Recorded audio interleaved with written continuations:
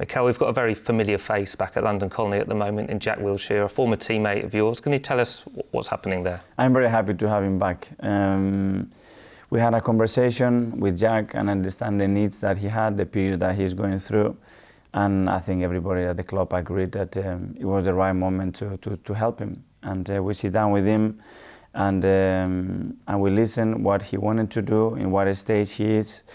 And we are prepared to do anything we can to help him. So he's going to be training sometimes with us. He's going to be around the place. He's going to be continue with his coaching badges that he's very interested. Try to get him fit. Try to get his experiences across our players, our young players, our academy. And I think it's a great influence to have around.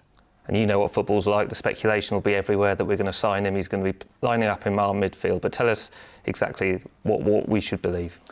What we should believe is that we want to help him for him to prepare for his next stage, physically, mentally. He wants to do his coaching badges again, and we are prepared to fulfill all the needs that he wants. And that's basically the idea, and there is no further than that.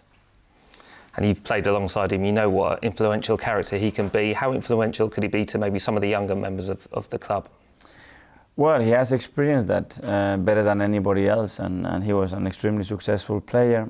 And we have some really good examples that can keep the path. And as I said before, it's about making it here and then being to establish yourself and then take yourself to the next level for many years at this level. And that's very complicated. And I think Jack has a great experience to show and to talk about what he's been through in his career. And just lastly, what would you ideally like to see from Jack over this time? When we get to the end of his time with us, where would you like him to be? What would you like to see happen? That physically he can keep himself fit, because obviously we know the issues that injuries has caused in Jack's career, which is a shame. And the other one that he feels love for the club, and he feels genuinely attached, and with the same regard that we have for him.